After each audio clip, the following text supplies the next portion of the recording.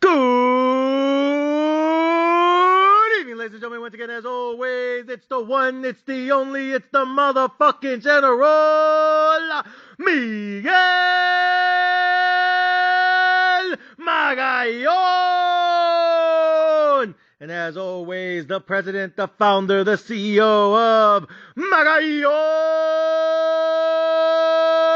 Entertainment and leader of the sports betting Mexican podcast. What up, what up, what up, what up, ladies and gentlemen?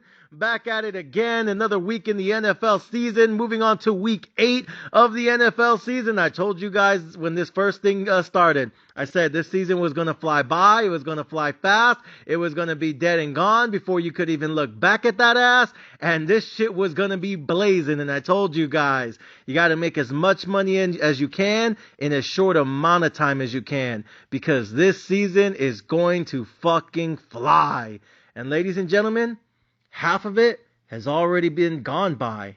So with that being said, ladies and gentlemen, as always, once again, the General is here to give you all of my plays, all of my predictions, and all of my in-depth analysis, 100% free, 100% transparent, and 100% motherfucking documented for the entire world to see. So with that being said, ladies and gentlemen, let us begin this evening, and we start off with the Thursday night action, all the way to what we got going on Monday night, and I might even throw in some NBA bets along the way, if you don't mind.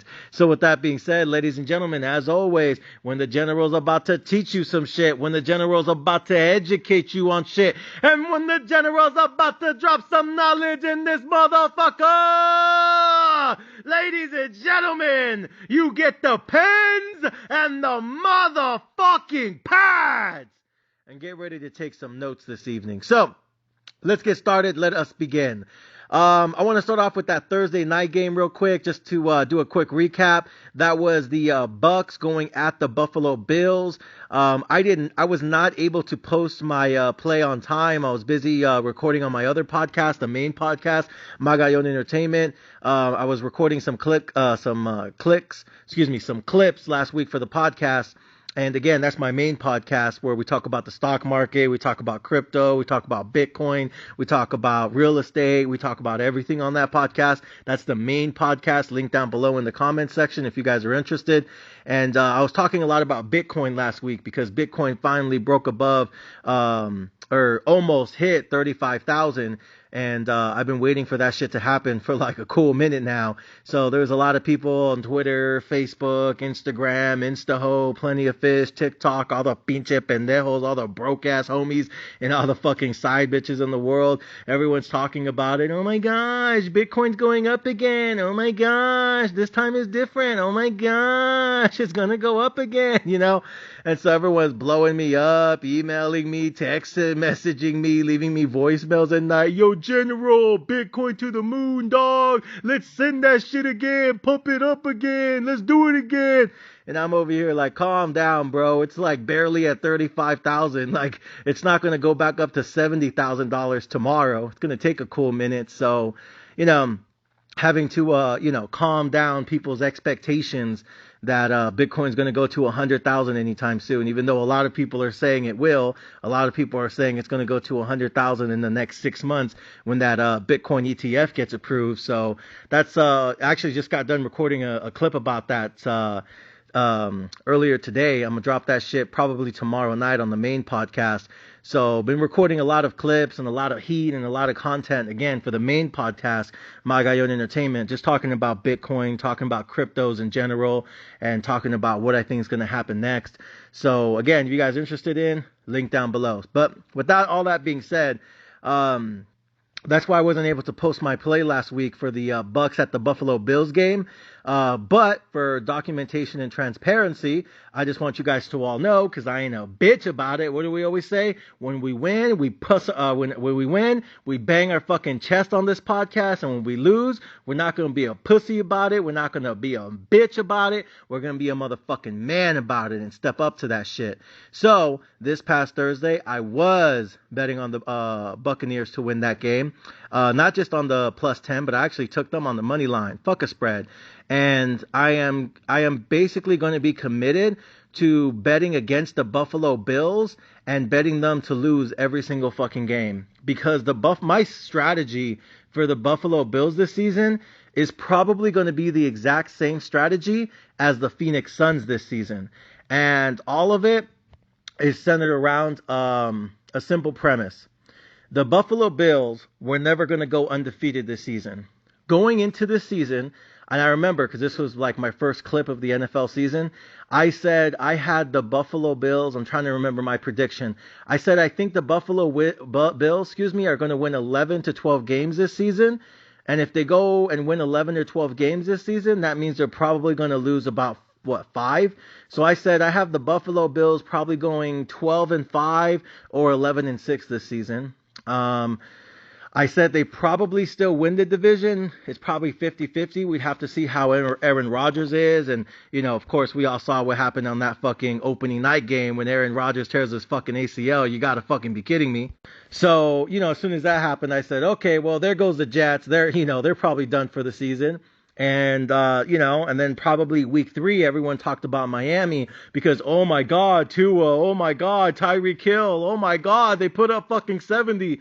And then everyone was questioning who was going to win the division. Was it going to be the Buffalo Bills again, or was it going to be the Miami Dolphins with Tyreek Hill and Tua fully healthy again? Who was going to win that division this year?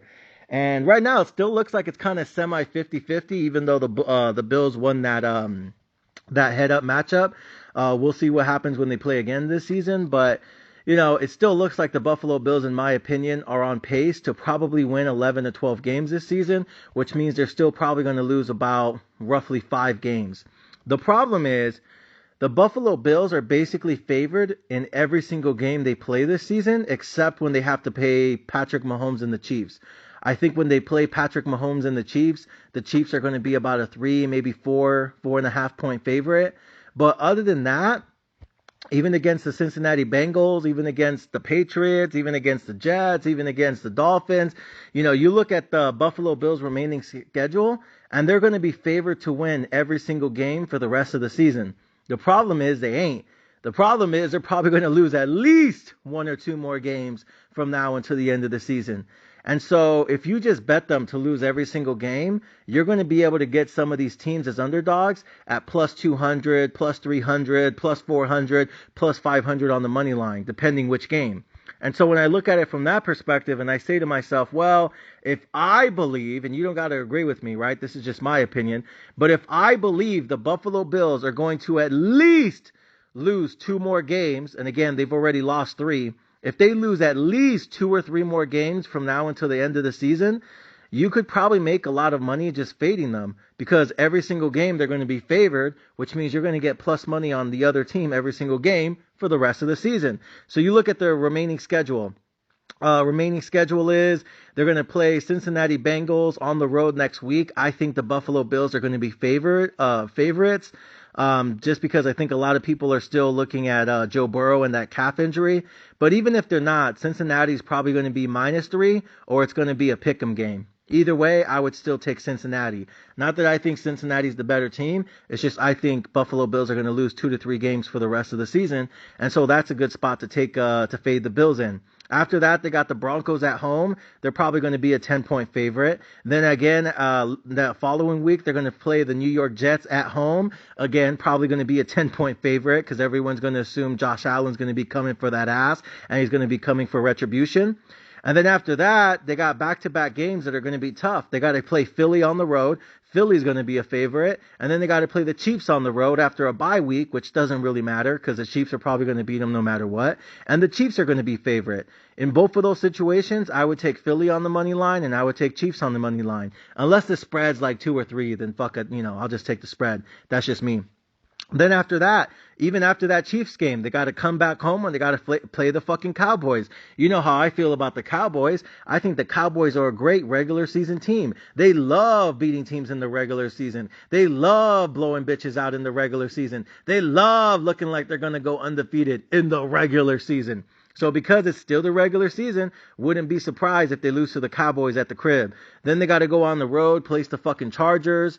They probably beat the Chargers, but again, they're probably going to be a 7-point favorite. Then they got to go back home and they're going to play New England. Again, probably a 7-point favorite. And then finally, they close out the season on the road at Miami, which could be a trap game depending on the standings. Either way, give me Miami.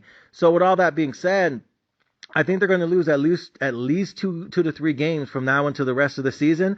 I wouldn't be surprised if they lose to the Bengals. I'm going to take the Bengals either way. And then again, they got to go on the road to Philly, on the road to Kansas City, and then they got to go on the road to the Chargers. Could be a trap game, even though it's going to feel like a home game. They got to play the Cowboys at home. That could be tricky. They got to play the Patriots at home. They just fucking lost to them. They're going to be looking for retribution. So, again, Miami on the road to finish the season, Denver at home, they're going to be a 10-point favorite.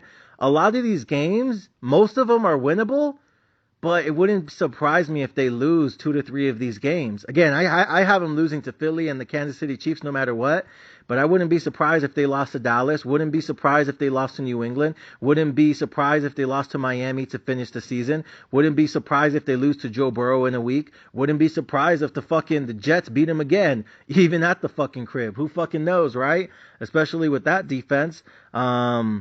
So again, I think most of these games are winnable outside of Philly and the Chiefs, but it wouldn't surprise me if they lose to some of these other teams and it ends up being a quote-unquote upset.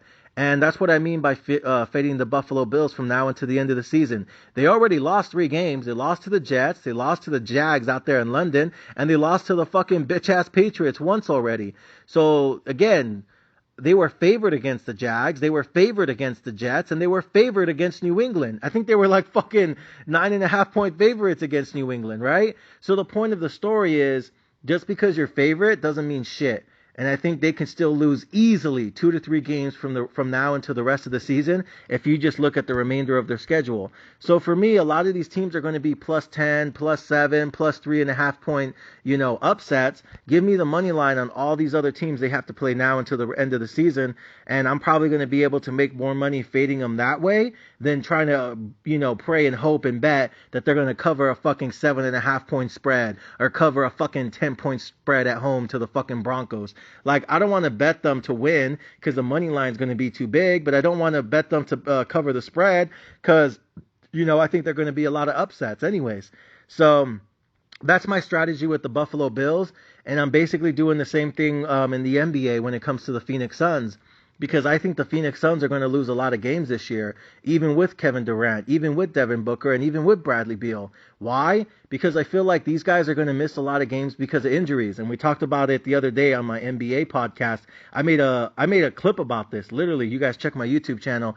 I uploaded a clip a few days back about the Phoenix Suns and my betting strategy for them. And I said I'm basically going to bet the Phoenix Suns to lose every single game this season, and I'm going to take the other team they play on the opening spread and on the money line. And the reason is because every single time they play a game, I feel like there's always going to be a last-minute injury, and it's going to be da-na-na, ESPN, Kevin Durant's not playing because his pussy hurts. Devin Booker not playing against the Lakers because his ankle hurts. Oh, Bradley Beal not playing against the Boston Celtics because his back hurts. You know what I mean? It's like, what the fuck? And a lot of these NBA dudes and a lot of these teams, they don't disclose, who's going to be playing and who's not and who's sitting. They don't release that information until like 5 minutes sometimes before the game starts happening. And then everyone who's betting them on the spread is like, bro, what the fuck? You got to be kidding me. And so that's one of the reasons I don't like the NBA, or like I just don't like the way they manage the NBA, is some teams will tell you if a guy is playing or not playing like the day of or the day before, the night before. And then other teams, they'll give you a fucking injury report 5 minutes before tip off and be like, oh yeah, by the way, Devin Booker's not going to play today. And it's just like, what the fuck? We could have used that info the morning of or the day of or the night before. You're giving it to me 5, 10, 15 minutes before, tip off. That's kind of bullshit to me. And so for me, just looking at the injury history and the career history of Devin Booker, Kevin Durant, Bradley Beal, and even their center, their big guy in the middle, Nurkic, all of them have just been plagued with injuries. Nurkic has had like 2 season-ending injuries. Kevin Durant hasn't played a full season since his ACL got hurt in the NBA Finals like 5, 6, 7 years ago when they were going against Kawhi Leonard and the Toronto Raptors. Feels like a million years ago. Bradley Beal has missed 20 games or more for 5 consecutive seasons, and Devin Booker in his entire career has never played all 82 games of a season. And you look at the Phoenix Suns to start the season, and Kevin Durant and Devin Booker played game 1, but no Bradley Beal because his back hurts. And then you go to game 2 against the Lakers. I told you guys to bet the Lakers. Yeah, that fucking cashed out real quick, didn't it? And guess what? I told you guys to bet the Lakers, and guess what? They won. And want to know why? Because now there was no Bradley Beal or Devin Booker. And we're only 2 games into the season, and Bradley Beal hasn't played a game this season, and Devin Booker's already missed 1 game this season. And it's only a matter of time before Nurkic gets hurt or Kevin Durant gets hurt. So to me, I look at the Phoenix Suns and I say to myself, if these guys are healthy, there's nobody that they can't beat. The problem is, when are they ever going to fucking be healthy? Because Bradley Beal, for 5 consecutive seasons, has missed 20 games or more. Devin Booker, in his entire fucking career, even though he's only like 25, 26, 28, in his entire fucking NBA career, Devin Booker has never played a full season. Kevin Durant, since tearing his ACL in the Western Conference Finals or that second round against the Clippers, that year they played the Toronto Raptors in the finals, that year he got hurt. Since then, he's never played all 82 games of an NBA season. And then Nurkic has had 2 season-ending injuries, and he's barely 30. So I'm looking at it from that standpoint, and I say, man, it's an 82-game season, 0% chance that all 3 of them are going to play all 82.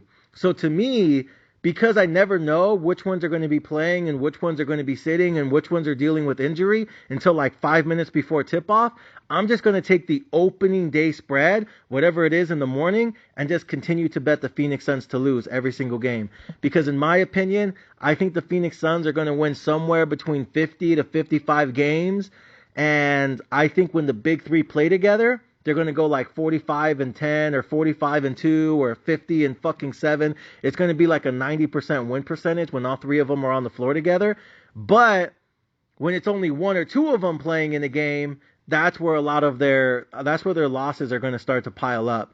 And so I think when they play together, they have a 90% win percentage. But when they're all not playing together, they probably only win like 40-50% of their games. So to me, I have the Phoenix Suns because of injuries, because of track record, because of who they are throughout their fucking careers up to this stage of their careers. I think Phoenix Suns are only going to win between 50 to 55 games. Maybe they only win 45, which honestly doesn't really matter because I don't think the Phoenix Suns care about their seeding. All they want to do is be 100% healthy when the playoffs start in April. That's the only thing that fucking matters. So I get it. They're looking at it from that perspective. You know, fuck November, fuck October, fuck December. It's all about April, May, and June. I get it. You know what I mean? But at the same time, that probably means they're going to sacrifice a lot of games in the meantime, in between time, because they're only focused on who's going to be there in June. So that's how I look at it from my perspective. So with that being said, I am betting the Phoenix Suns to lose every single game this season, because if they go 50-32, that means they're going to lose 32 times this season, and I bet you all 32 times they lose, they're going to lose teams that they're favorites, to beat, to win against. And that's when you're going to be able to bet the other team at plus 200, plus 300, plus 400 on the money line. And I think you can do the same thing with the Buffalo Bills in the NFL. I think the Buffalo Bills, outside of the Eagles and the Chiefs, maybe the Bengals, every other game, that game against the Patriots later on in the year, that game against Miami, that game against fucking Denver, those are games they're going to be 7-point, 10-point favorites in. And not only do I think they don't cover the spread, I think some of those games they might lose. And if you can get the Broncos at fucking plus 400, plus 500 money, or you can get the New York Jets plus 300, plus 400 money, you might even get the Cowboys because the Buffalo Bills are going to be home for that game. So they might be favored, 3 or 4 points against the Cowboys. You might be able to get Dak Prescott and, Micah Parsons at plus 150, plus 200 on the money line. Those are situations where honestly they could easily lose that game, especially if Josh Allen is back on that bullshit of throwing fucking 2 or 3, 4 picks a game. You know what I mean? Like, he's always on that shit, always fumbling, always has a dumbass turnover, always running in head first into people. Then fucking Devin Diggs gets all fucking mad. He's not throwing the ball to me. Then he throws his little stupid ass tantrum on the sideline, starts looking like a little fucking bitch in front of everyone watching football. And you're just like, dude, who the fuck wants to put up with that attitude? You know what I mean? Like, I'm telling you, it's like fucking T.O. It's like fucking, Chad Ochocinco. It's Randy Moss when he was playing with the Oakland Raiders all over again. Just, talented ass players with bitch ass personalities and bitch ass attitudes. So to me, against that fucking Dallas defense, against the Jets defense, against the Broncos defense, like, I wouldn't be shocked. I wouldn't be surprised if he has some more of those fucking 2 or 3 or 4 fucking interception games again, or games where he's fumbling the ball, making bad decisions, not converting on third downs, getting frustrated with this offensive line, getting frustrated with the offensive coordinator, getting frustrated with his wide receivers, dealing with fucking Diggs' dumbass, his little bitch ass attitude on the sidelines. I wouldn't be surprised if they lose at least 2 to 3 games from now into the regular season. Because again, I think they're losing to the Philly, and I think they're losing to the Chiefs no matter what. You can book those losses. And I think that Bengals game, I think they probably beat the Bengals, but I wouldn't be surprised if they get upset by either the Cowboys, the Jets, or the Broncos later this season, and then they still have to finish the season out in Miami to close the season. So we'll see. I still see, again, look at their schedule. I think they have at least 2 to 3 losses minimum, maybe 4. And there's going to be some upsets where, again, just like with the Phoenix Suns, because they're always going to be favorites, you can get these other teams who are good teams, right? They're NFL people. You can get them at plus 200, plus 300, plus 400, plus 500 on the money. So to me, I feel like it's more profitable just to bet them to lose every single game. And then, you're going to lose half your tickets, but the other half that you do cash, those are going to be big fucking cash outs. Because again, they're going to be for plus 200, plus 300, plus 400 on the money line. So just mathematically, the math makes sense to me. So I'm doing that with both the Phoenix Suns, and I'm doing it with the bitch ass Buffalo Bills from now until the end of the season. So that was a long, 22-minute fucking rant there, but I hope that puts things into perspective for you, and I hope that helps you contextualize this shit and understand where I'm coming from a sports betting perspective. So let's run down into the rest of the bracket now. So first game in the morning, Sunday morning. I don't think we have any games in London this week, so everything is just here in the U.S., here in America, the way I like it. Fuck these dirty ass Europeans. So we got the Broncos at Seattle. This is an interesting game. Let's see how they did last week. I'm just pulling up the scores real quick. I'm leaning towards the Browns. Yeah, it's the Browns, at Seattle. The Browns had it was a 50-50 game against the Colts. And it's hard to kind of gauge the Colts now because I think they're relying on, what's his name? Minshew. So now everyone's having to watch tape from back when he used to play with fucking Philly.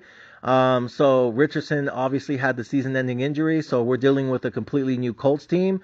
And the Browns, same thing, no Deshaun Watson. He's over there talking about his shoulder hurts, his back hurts, his pussy hurts. Get the fuck out of here. I'm done with him. He's fucking washed to me. I can't believe he plays so fucking soft these days. I mean, you gotta fucking be kidding me. I'm super disappointed by Deshaun Watson because when this season started, I was the one out here campaigning, saying he was going to come back and try to look like an MVP. He was going to come back and try to revive his career and, you know what I mean, retaliate against all the fucking people who try to dog him in the offseason. He was going to try to come back and prove that he still has what it takes. He was going to try to validate the money he's been making. He's going to try to earn another fucking extension. Like, he's coming for retribution. He's coming for retaliation. He's coming for motherfucking vengeance. And instead, first thing he does, talking about his shoulder hurt, his pussy hurt, his neck hurts, my neck and my back. I want another $250 million guaranteed too, in case I do something stupid again. So, yeah, I'm not a fan. Just the fact that he's blaming it on an injury, and then it's like, oh yeah, I want to play, I'm 50-50, and then here we come, no, I don't think I'm good enough to play yet. It's like, I feel like the team doctors have basically already said he's good to go, but he keeps going out there and getting all these second opinions, talking about, nah, it still hurts, I'm not good enough, da-da-da-da-da, da-da-da-da-da. I don't know, it just sounds like a bunch of fucking excuses to me. I'm done, because his team needs him. I just feel like he's just been a huge disappointment up until now. So yeah, I'm done with him. And so that was a game of backups last week. But the Browns won it because that defense is, it's still legit in my opinion. And then who we got? Seattle. What did Seattle do last week? They did not have a bye week. I'm trying to look at their score real quick. Oh yeah, they beat the Cardinals at home, but nobody really cares. It's the fucking Cardinals. Everyone knows they're tanking for Caleb Williams, the quote unquote next Patrick Mahomes. Even though it doesn't look like he's going to win the MVP this season, started to fall off quick, fast, and in a hurry. We'll see.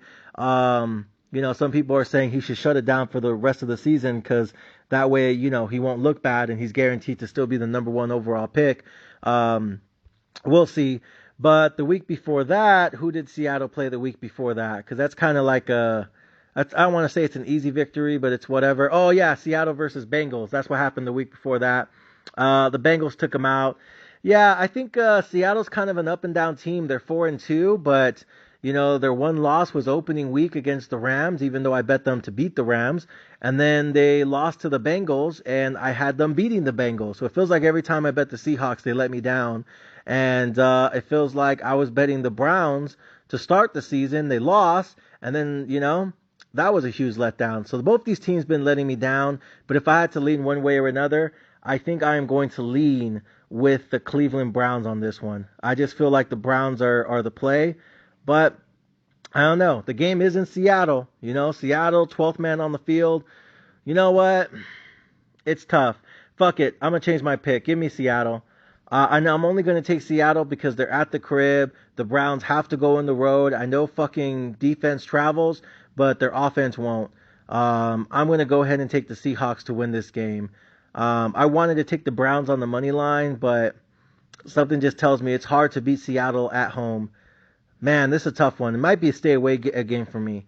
My head says take the Seahawks, but my gut says take the Browns, if that makes sense. So that's my opinion on that. All right, moving on. Next game is the Rams at the Cowboys. Man, Cowboys, 7-point favorites against the Rams. You got to be kidding me. But again, Michael Parsons against a fucking beat-up offensive line. You got to fucking be kidding me. So, yeah, I'm going to I'm going to go ahead and I'm going to take the... Man, it's tough. I hate Dak Prescott in this fucking offense. I really fucking do. But this offensive line for the Rams fucking sucks. And they got hurt quick, fast, and in a hurry. Whitworth retired a few years ago. This offensive line just continues to get worse for me. I don't know what it is. I really like McVay, but I feel like he needs to go ahead and draft a new quarterback because, it's not that Stanford is washed. Is that he refuses to take a pay cut because he feels like he earned the max money, which he did. But now it's hard to build a roster around him because he refuses to take that pay cut.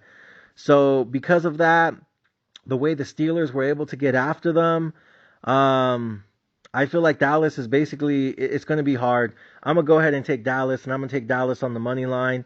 I hate to do it, but I feel like I got to. And what I'm going to do is I'm going to parlay Dallas on the money line, and I'm probably going to parlay them with, who is it? I'm going to parlay them with San Francisco. So San Francisco right now is 5.5-point favorites, and Dallas is 7-point favorites. I'm going to go ahead and parlay them together and probably be able to get this shit at even money. So that Browns and Seahawks game, that's probably going to be a stay away game for me. Just because, again, my head says take the Seahawks, but my gut says take the Browns. If I do end up betting it, I'll probably just take the Seahawks on the money, which is probably going to be like minus 200. But to me, the bet that I like more than that is just to take the Cowboys and the 49ers, who we'll talk about in a minute. And I'm going to go ahead and take a parlay on both their money lines, and that should be able to get me at even money. So that's going to be my parlay of the week. That's my NFL parlay of the week. I'm not sure how massive it's going to be. I'm not saying it's going to be like huge, but that's going to be the bet for me. Cowboys on the money line and 49ers on the money line, and probably be able to get that shit to even money, maybe even fuck around and get some plus money. So that's what I'm looking at from that perspective. And again, for me, it just has to do with their offensive line. They cannot protect Stafford for shit, and I feel like eventually Dak and their run game, even though their offense is basic as shit, eventually they're going to be able to wear down that Rams defense, and they're going to be able to start, scoring some, putting some points on the wall. So, yeah, Let me go ahead and get Dak Prescott at the crib. He has a really good track record when he is at the crib. So let me go. Oh, by the way, Cowboys coming off a bye week, so what's his fucking nuts? What's his name? The head coach for the Cowboys. Brain fart. Not McCaffrey. Is it McCaffrey? McGrath. I forgot that fat fuck's name. Anyways, that fat fuck. Yeah, I'm not saying he's a good head coach. I'm not saying he's an amazing strategist, but whatever. They had a bye week, so hopefully that helps them. All right, next game, Vikings at the Packers. This is really interesting. The Vikings have come on. The Packers have fallen off. And what did I tell you guys about the Packers? I feel like I told you guys this about the Packers basically since opening week. I said when it comes to Jordan Love is going to look elite. Jordan Love is going to look spectacular. Jordan Love is going to look amazing. And Jordan Love is going to look like the second coming. Why? Because he has the second best offensive line in football. And because he has the second best offensive line in the league right now, the second best offensive line in the NFL, he is going to get a fuck ton. And I mean a fuck ton, a massive ton, a shit ton of time in the pocket. He is going to get a massive fucking amount of protection because he has the second best offensive line in football. And when you give a young quarterback, a young QB, a fuck ton of time with the football, he's going to start making the easy completions, kind of like Brock Purdy. And then all of a sudden, you know what? He's going to start putting up these huge numbers, not because he's all otherworldly, not because he's godly, not because he's the fucking truth, not because he's spectacular, not because, he's amazing, but because you're giving him 10 minutes in the fucking pocket because he has the second best offensive line in fucking football. And the stats are going to look like he's amazing. The stats are going to look like he's MVP. The stats are going to look like he's that fucking dude. Like he built like that. He made like that. He's designed like that. And I told you guys, all those stats that he's going to put up this season are going to be fake as fuck. And they're not because he's elite. They're not because he's special. They're not because he's the truth. They're not because he's the one. It's because his offensive line is special. And guess what? The first 2 weeks of football, it kind of looked like that. And then you want to know what happened week 3?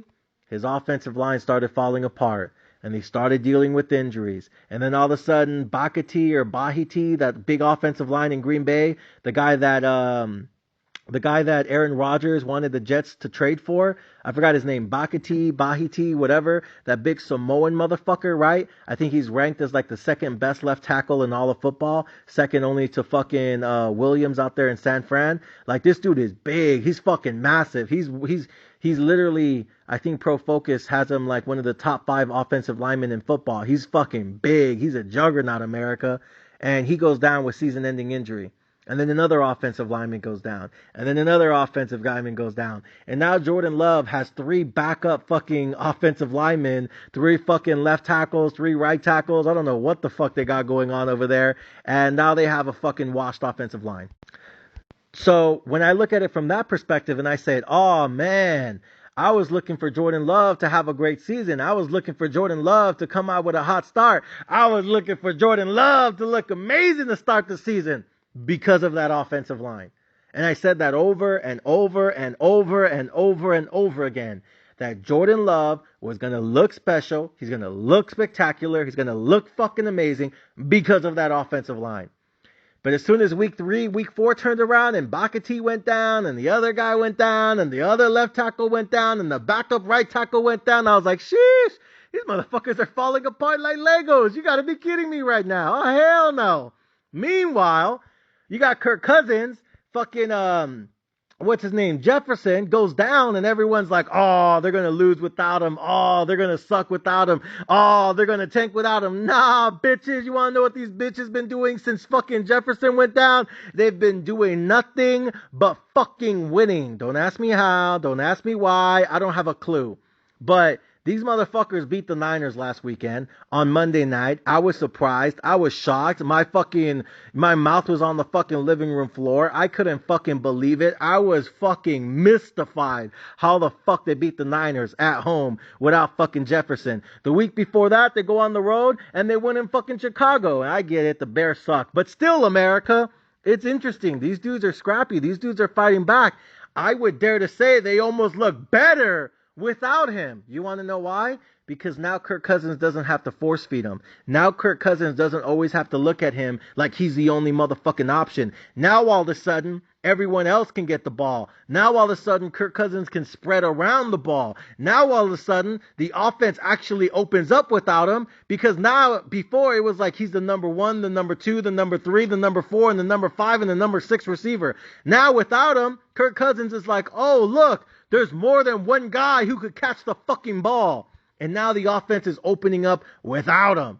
I'm not saying they don't need him. I'm just saying, damn, Kirk Cousins has discovered that there's more than one dude who can catch a fucking football. So now everyone else on the team is eating. Everyone on the team is feasting. Everyone else on the team is getting this thing called a motherfucking opportunity. And when you're a wide receiver in football, sometimes it's not about how elite or how fast or how strong you are. Sometimes it's all about whether or not you get a fucking opportunity. And I think the same is true in life. Sometimes it's not about how smart you are. Sometimes it's not about if you're a good person or not. Sometimes it's not about are you courageous or are you brave. Man, sometimes it just comes down to, do you get an opportunity in life? Do you get lucky in life? Do you get to hit in life? You know what I mean? Like, sometimes it really just comes down to opportunities. And what do you do with them when they happen? And I feel like a lot of these wide receivers on the Vikings are finally taking advantage of this opportunity with Jefferson down. So, good on them. They beat the Bears. They beat the fucking San Francisco 49ers. And now they're on the road to take on the Packers. America, give me the fucking Vikings all day. Fuck the Packers. Without his offensive line, without Bakati, using 3 fucking backups as starters, Jordan Love is getting exposed. Jordan Love is getting fucking exposed. He is getting fucking exposed. And I told you guys, I expected big numbers from him. I expected great statistics from him. I thought Jordan Love was going to put up great stats behind that offensive line, throwing the ball down to the easy targets. But now that he doesn't have that offensive line, now that he doesn't have that pass protection, now that he doesn't have time in the pocket, he's getting exposed right now. So, I'm not saying the Vikings have the best defense in the world right now, but give me Kirk Cousins right now. I think Kirk Cousins gets it done on the road. The game starts at 10 a.m., so it's not in prime time. You guys know Kirk Cousins sucks in prime times, but in that 10 a.m. game, he looks like he's a fucking Tom Brady out there. You gotta fucking be kidding me. Don't ask me how, don't ask me why, but I think the Vikings are getting it done. That is my favorite bet of the week. So my biggest parlay of the week, my massive parlay, is Cowboys money line and Niners money line. My stay away game is Browns at Seahawks, even though I lean Seahawks, even though my gut says Browns. And then my favorite bet of the week is the Vikings at Packers. Give me the Vikings on the fucking money line. So yeah, there's that. Next up, Falcons and Titans. I am staying away from this one. This is number 2 stay away game for me.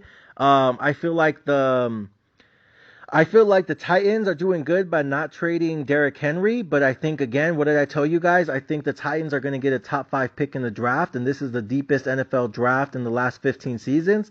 And what I really wish to God these motherfuckers would do is go ahead and trade or cut Ryan Tannehill's dumbass, because he's washed. Not only is he washed, he's a never was, because he never was lit to begin with. He fucking sucks. He's garbage. He's atrocious. He has no arm, and he's a fucking garbage quarterback right now. And what I want them to do is I either want them to get I want him to get Bo Nix from Oregon, or I want them to get that Hewers kid from Texas. I want them to get somebody with a big-ass arm, because I think if you can get a quarterback with a cannon for an arm and put him behind that offensive line with Derrick Henry, you can run the play action all day, because now all you have to do is get a really fast wide receiver in the 2nd, 3rd, or 4th round whenever you can, and basically just launch him downfield over and over again. Because if you have a quarterback with a big-ass arm, literally a gigantic cannon for an arm that can throw that shit 50, 60, 70 yards deep, and then you have a play-action pass with Derrick Henry, it makes it really hard for those safeties, and it makes it really hard for those linebackers that are all stacking the box right now. I've said this for like 7 weeks in a row. The reason the Titans are losing games, the reason they're 2-4 right now, is because every NFL team is playing them the same. They're loading the box 9 deep. And the reason they're loading the box 9 deep and only putting one guy out there at safety is because they're basically saying Ryan Tannehill can't beat us. Ryan Tannehill can't beat us with his arm. Ryan Tannehill can't fucking throw the ball with his arm. Ryan Tannehill has no fucking arm. So because of that, everyone's loading the fucking box 9 deep against Derrick Henry, and then guess what the fucking Titans do? They still run the fucking ball. And then here comes Derrick Henry getting tackled behind the line of scrimmage, getting tackled a fucking wall, and all of a sudden he goes down, and that's why Derrick Henry, right now, he sucks with his statistics. His stats are garbage. His stats fucking stink. Why? Because he has nobody at quarterback to throw the ball to a wide open wide receiver running scot-free down the motherfucking field because Ryan Tannehill got no fucking arm. And now he's hurt, and I think they're using the backup now too, I heard. I mean, look, it's all the same thing. What they need is a quarterback with a cannon for an arm, pick up some really fast wide receivers in the second, third, fourth, fifth round, have them all sprint downfield every single play as fast as they fucking can, with a quarterback that has a cannon that can throw 50, 60, 70 yards downfield anytime he can, and then do the play action pass with Derrick Henry, and now those linebackers can't load the box 9 deep. Now the free safety has to back up. Now the corners have to play deep. Why? Because now all of a sudden they're looking at that young QB that can throw the ball 70 yards anytime. But then you got big ass Derrick Henry right there. I'm like, ooh, what do you want to do? Do you want to just fucking try to tackle Derrick Henry in the open field? Or do you want to test this QB who has a cannon for an arm? Doesn't mean he's going to be accurate. Doesn't mean he's going to be mobile. Doesn't mean he's going to be agile. Doesn't mean he's going to be smart. It just means he has a fucking cannon for an arm. And when you have a beast like Derrick Henry, I think that's what you really need to like help balance him, is give him a quarterback with the fucking cannon for an arm. So I think that's what the Titans should do in the offseason. They should go into the deepest NFL draft in the last 15 seasons and just look for a quarterback with a cannon and just pair him up with Derrick Henry. Or maybe you get a really fast, mobile, agile QB, and now all of a sudden you can kind of do the same thing with the Colts are doing with Richardson and Jonathan Taylor, where you have fucking 2 stud athletes, one at quarterback and one at running back, and now it makes it really hard for, people to try to fucking, tackle, because when you run the play action pass with Richardson and Jonathan Taylor, supposedly it's going to make it really hard for teams to, figure out which way to go and who they're going to tackle. Kind of like Lamar Jackson, back when Lamar Jackson used to have a running back. So, same kind of concept. But for me, with the Derrick Henry type of caliber guy, I'd just rather have a quarterback who has a cannon for an arm. And I know I said that like 100 times now, but for the love of fucking God, Derrick Henry is a beast. Derrick Henry is a juggernaut. And Derrick Henry, when he actually has a good fucking QB and a good offensive line, he is motherfucking unstoppable. And he's still in his fucking prime. Just for the love of God, get him a fucking quarterback that could throw the ball more than 30 yards downfield. You gotta fucking be kidding me. But the Falcons, I don't like the Atlanta Falcons. I don't like anything about their team. I don't like their face. I don't like their mascot. I don't like their brand. I don't like their dirty, stinky ass city. And I don't like their dirty, dusty ass fucking general manager. I don't like anything about the fucking the Falcons. So fuck Atlanta, fuck the Titans. This is a stay away game for me. But for those of you guys who are wondering which way I'm leaning, I am leaning towards the under, because fuck the Falcons and fuck the Titans. Next up, Saints at Colts. Oh, what do you know? Another stay away game for me. Basically 2 garbage ass quarterbacks. The only thing fucking Derek Carr ever does is fuck me, even though I made money fucking betting on him to lose last weekend. And then you have the Indianapolis Colts again. No Richardson. They got Minshew at quarterback. Nobody fucking knows. One day he plays like he belongs, and the other day he plays like he fucking sucks. Once again, another stay away game for me. So skipping that one. Next up, Patriots at Dolphins. Dolphins are favored by 8.5. This is another one I'm going to do. This is my second parlay. So my original parlay was going to be Dallas on the money line, 49ers on the money line. Now I'm going to do another parlay, and this was going to be Dolphins on the money line and 49ers on the money line. I'm also thinking about doing a teaser and getting Miami from 8.5 to 1.5, doing a 7-point teaser. And I think a 7-point teaser could be interesting. I might do a 7-point teaser with the Dolphins and get the Dolphins instead of 8.5, getting them at 1.5. And instead of the Cowboys -7, I'll get the Cowboys at even. So I'm either going to do a teaser with the Cowboys and the Dolphins, or I'm just going to do the money line with the Dolphins and the Niners. But either way, give me the Dolphins parlayed or teaser with somebody, because I think they're going to blow out the Patriots, because I think Mac Jones needs to get replaced in the offseason. I don't think Bill Belichick should get fired. I think Bill Belichick should get one more shot with a different quarterback, because I'm not blaming him on bad coaching. I just think he has the wrong quarterback. And I told you guys I think the perfect quarterback for the Patriots would be Bo Nix out of Oregon. I don't think the Patriots are going to get the number one overall pick in the draft, but I wouldn't be surprised if they get the second quarterback in the draft. And the second quarterback is probably Bo Nix. Some people are saying the kid out of Florida State. We'll see. There's a lot of quarterback options. Again, deepest quarterback draft in the last 15 years. So yeah, I don't think Bill Belichick ends up getting Caleb Williams, but he could get the second or third best quarterback in the NFL draft. If Bill Belichick gets the second or third best quarterback in the NFL draft, I think he could do fucking damage next season. Because then he'll actually have a quarterback who doesn't fucking suck, which is important. And the second thing is he'd be able to get a rookie quarterback on a 5-year rookie contract. If you give Bill Belichick a rookie quarterback who doesn't fucking suck on a rookie 5-year contract, I think he could load the roster, and I think he can do damage for years to come. I just think, honestly, he just drafted the wrong quarterback. So then I think that's Nick Saban's fault for probably convincing him to draft fucking Mac Jones' bitch ass. So yeah, I have the Patriots getting blown out. But to me, I think the most interesting thing about the Patriots this season, even though I think they continue to lose games this season, I think the most interesting thing is who do they draft to replace Mac Jones at quarterback? And I hope to God it's Bo Nix out of Oregon because I think he's the perfect match. I would love to see Bo Nix in a Patriots uniform. I think he's a big kid. I think he's fast. I think he's strong. I think he's more agile than people think. And I think he does have a cannon for an arm, which Brady didn't, Garoppolo didn't, Brissett didn't, and Mac Jones sure as hell didn't. I think Bo Nix would be a perfect fit. I'd love to see him in the Patriots uniform next season, and I would put him the fucking start. Fuck Mac Jones' bitch ass. Next up. But yeah, no, the Dolphins are going to blow this game away. I'm not taking by the way, another thing, I'm not taking the 8.5 point spread. Instead, I'm going to take the easy money. The easy money to me is, again, either take them on the money line with the Niners or do a 7-point teaser and take them down to 1.5 and then get the Cowboys at even money. Either way, to me, that's the easy money. I don't want to fuck with the 8.5. Next up, we have the Jets and the Giants. This is interesting. Two New York teams going at it. To me, give me the Jets, give me the Jets, give me the Jets. Fuck the Giants. To me, Danny Jones is a bitch. I can't replace I think they should replace him in the offseason, but I don't think they can because they already guaranteed him too much money. I feel bad for Saquon Barkley. I love Saquon Barkley. I think he's the heart and soul of that fucking football city. I think they fucking love him. But I feel like he should be demanding a trade somewhere because these dudes are doing a disservice to him. It's clear they don't really love him. It's clear they don't really fuck with him like that. And it's clear that, unfortunately, whether you like it or not, Danny Dimes is the main bitch and this dude is the side bitch. You gotta fucking be kidding me.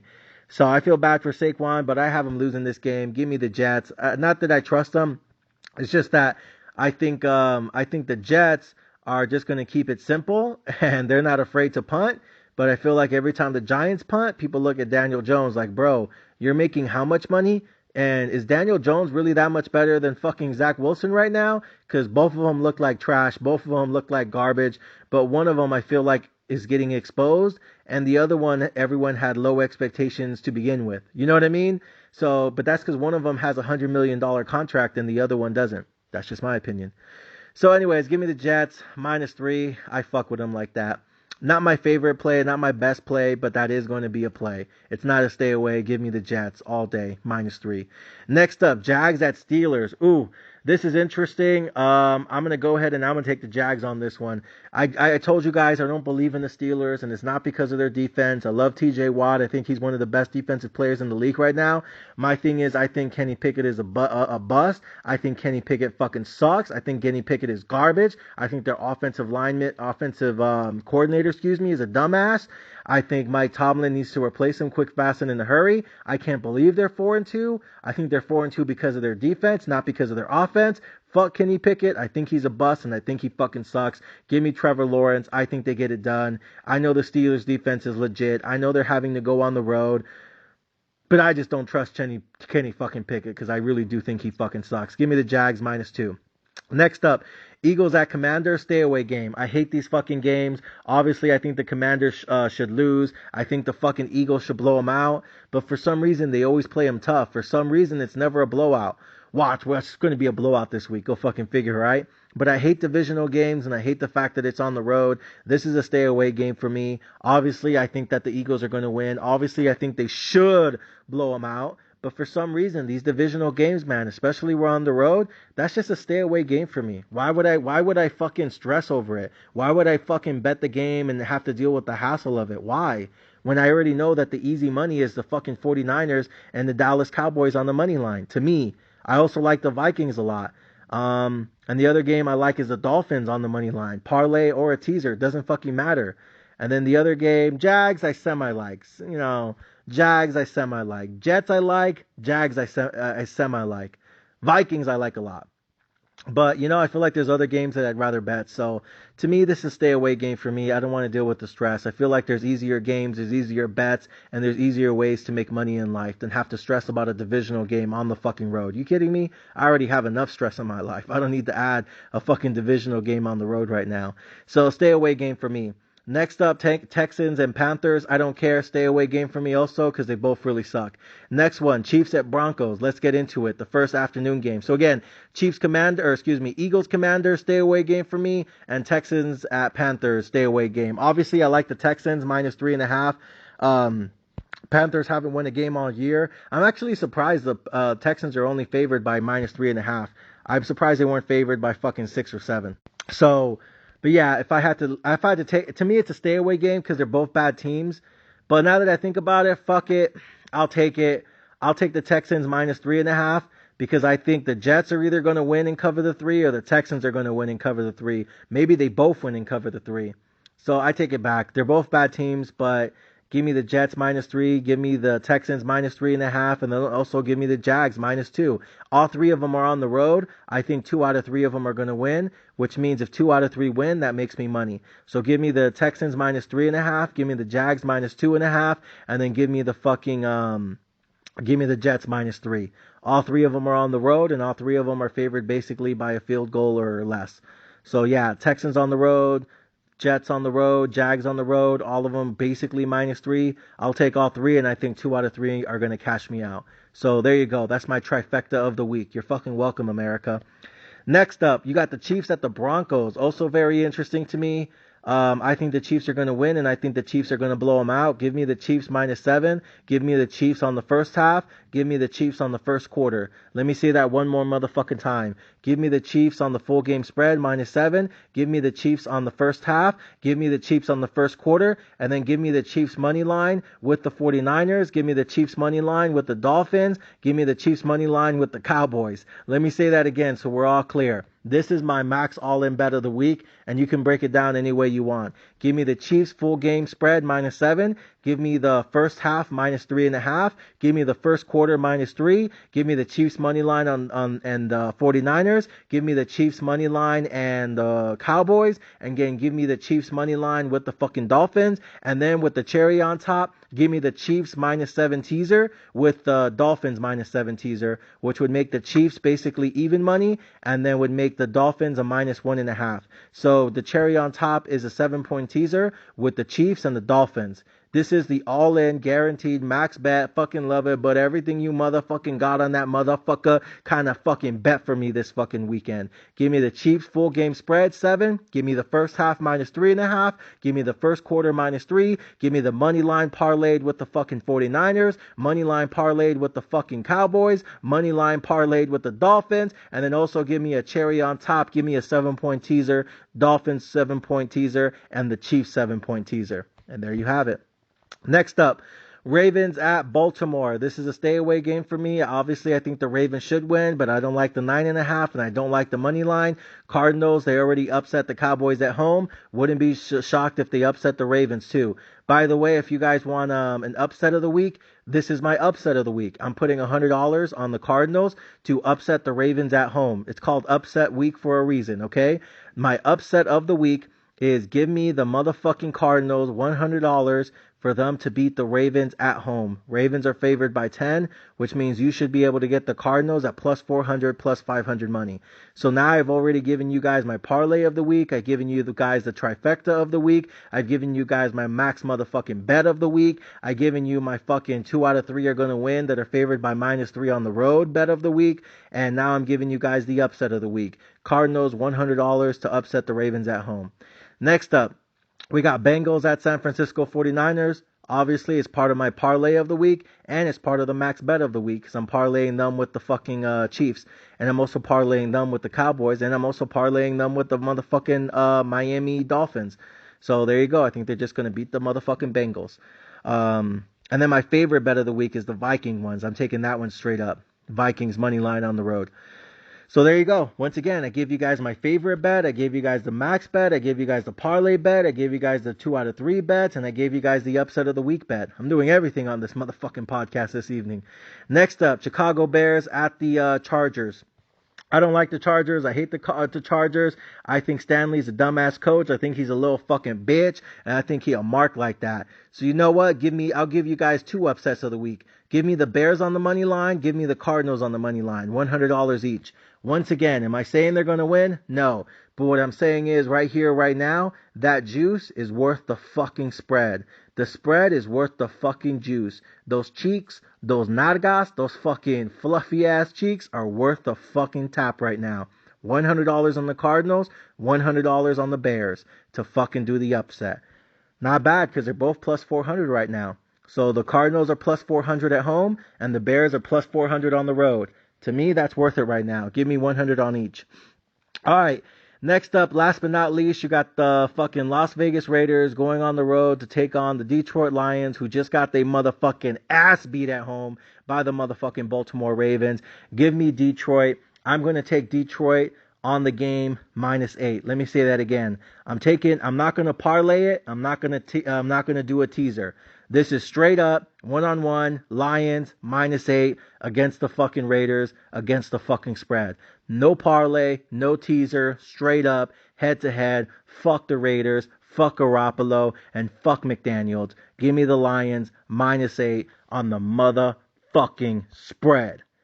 Ladies and gentlemen, those are all the bets, those are all the plays, and that is all my in-depth analysis. 100% free, 100% transparent, and 100 motherfucking percent documented for the entire motherfucking world to see. Other than that, ladies and gentlemen, let me see. I want to throw in some NBA bets for tomorrow. I